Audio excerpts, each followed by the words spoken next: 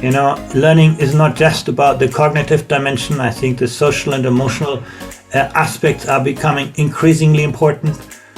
I think in a world of artificial intelligence, we need to think much harder about what makes us human, how we complement, not substitute, the artificial intelligence. Most important, contribution that we can make to education is to give people a reliable compass, where they have that sense of, what is good and bad, what is right and wrong in this context. In the past, you could always ask people around you. You could ask older people. They would know the world very well. They could tell you, all of the answers to this. In a fast-changing world today, that's very hard. Many young people are in a world which their, parents no longer understand. They need to make those kinds of judgments for themselves. And once again, technology will not help you with this.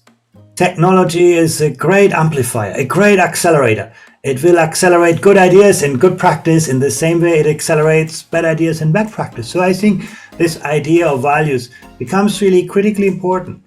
And in the past, we used to sort of put values on top of the system. We'd think, well, let's first teach mathematics, knowledge, then we teach mathematical skills, and then, at the end, we'll talk about values. I do believe that, in the future, we need to put values really at the heart of what we teach, and then think about the knowledge and the skills as possible ways to illustrate those values.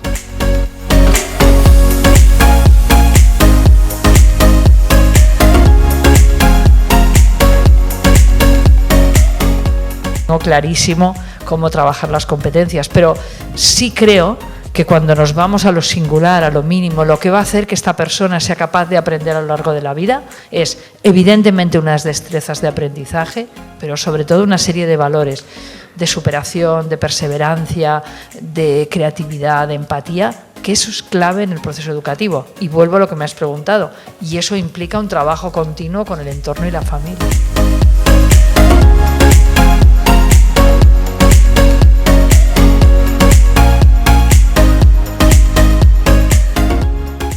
La idea esa de hacer el país más competitivo o no competitivo y demás, yo creo que el tema no es tanto hacer un país competitivo, sino ayudar a la gente a crecer y a que puedan desarrollarse como personas en el futuro y a que tengan una vida aceptable y en sintonía con el medio ambiente. Entonces, para eso hace falta primero educar en todo tipo de aspectos como valores, etcétera, que yo creo que los centros educativos a nivel básico intentan cubrir, pero lo que no lo cubre es nuestra sociedad. Entonces, si un chaval ve por televisión que se gana mucho más dinero haciendo el tonto en un programa de no sé qué, que estudiando duramente durante muchísimo tiempo, porque estudiar ingeniería no es fácil y lleva tiempo y no podemos dulcificarlo, si tiene que balancear las dos cosas, ¿con qué se va a quedar? No es esto, llevándolo al extremo. Voy a hacer una comparativa muy dura, pero llevándolo al extremo, estuve viendo un documental sobre la problemática de las regiones donde a España llega el tráfico de droga, ¿no? Y cómo los niños pequeños ven que sus hermanos mayores, que trabajan entre comillas, transportando fardos de la orilla a los vehículos, tienen mejor ropa, tienen mejores zapatillas, tienen motocicleta. Entonces, claro, si su alternativa es tengo que estudiar muy duro o puedo conseguir esas cosas que son lo que más me llama la atención ahora mismo y no se ve que hay una relación de esfuerzo y valor esfuerzo a largo plazo, es muy difícil realmente que consigamos que la gente se esfuerce por estudiar. Ya no digo tecnologías, sino estudiar en general. Entonces yo creo que tenemos que replantearnos a nivel social.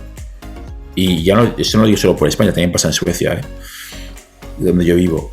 Tenemos que replantearnos realmente cuál es el tipo de valores que estamos transmitiendo y por qué estamos de alguna forma borrando la cultura del esfuerzo.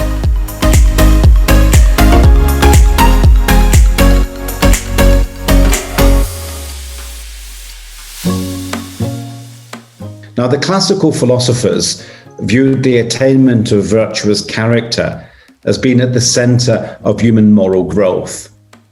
The virtuous person consistently does the right thing well for the right reasons. This was the philosophy of Aristotle.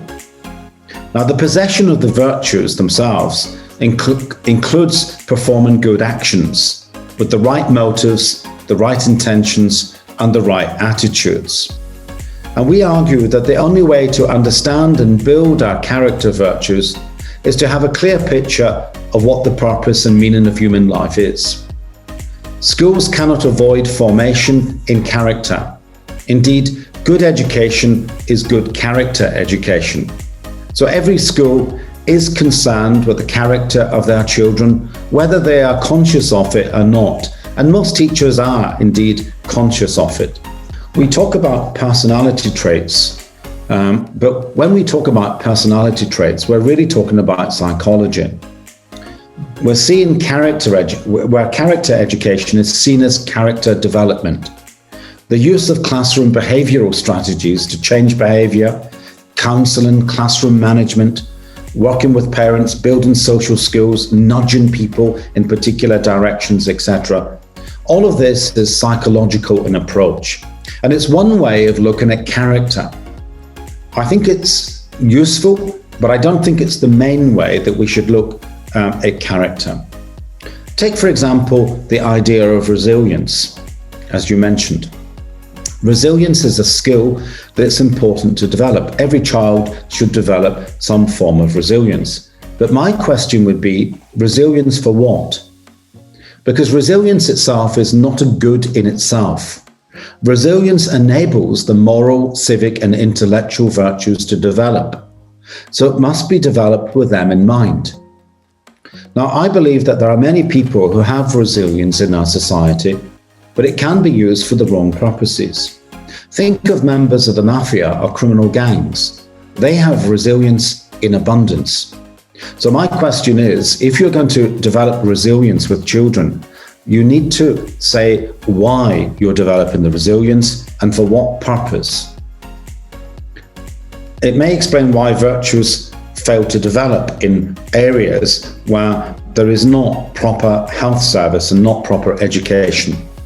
Character is the basis for human and societal flourishing, as I've been trying to argue, and these can be viewed as two sides of the same coin. So it's basically, you need both. You need human flourishing, which requires material,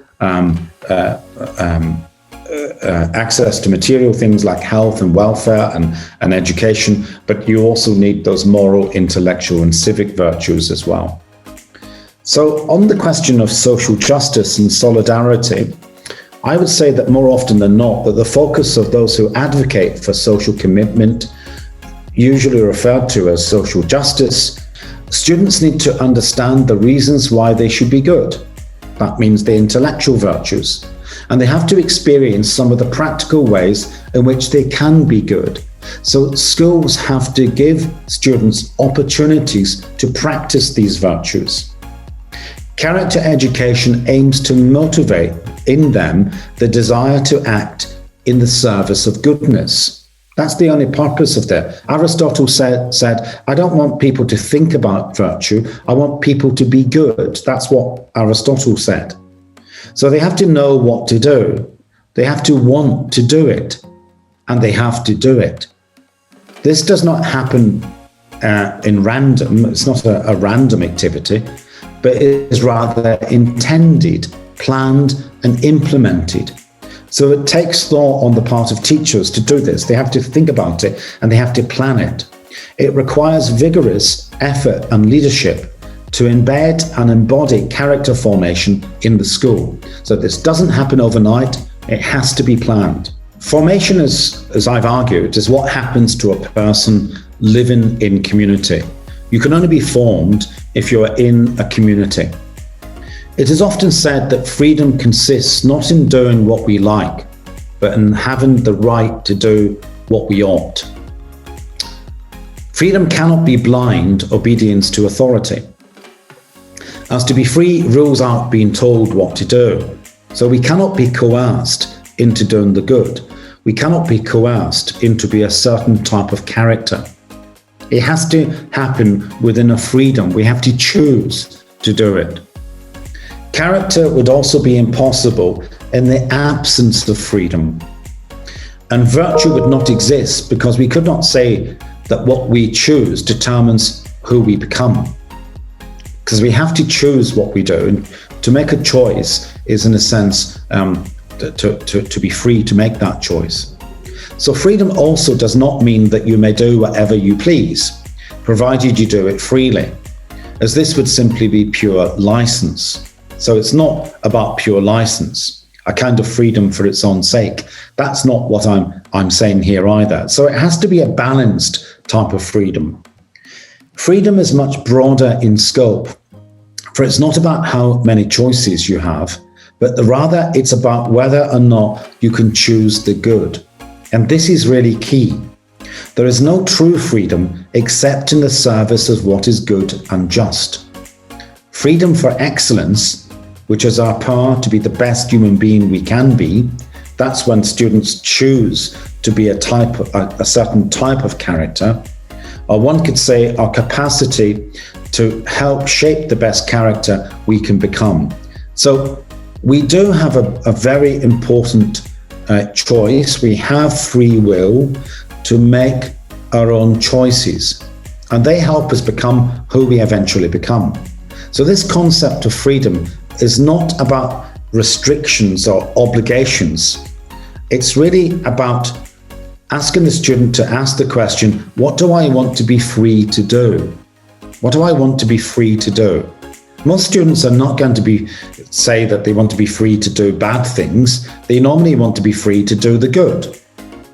Freedom here is freedom for something. It's actually freedom for, and that is to do something positive. And that's the type of freedom and the free will that I think that we're talking about here. Every teacher should be sensitive to children's feelings, but children's feelings have to be nurtured. They have to be developed. They can't just be left there. We're not just sensitive to the child as they are. We have to be clearer about where we want the child to go. How do they go from where they are now to the next stage? How do they progress, effectively? So it's not simply a question about emotional education. It's also about rational education. So the emotions have to be controlled by the rational. And this is the most important thing. If you concentrate too much on the emotions, it simply means that, whatever the child feels is important. And sometimes what they feel is not so important. And they have to be told that that's not so important. You can calm down and we can move on, sort of thing. And the only way to do that is for them to become more rational.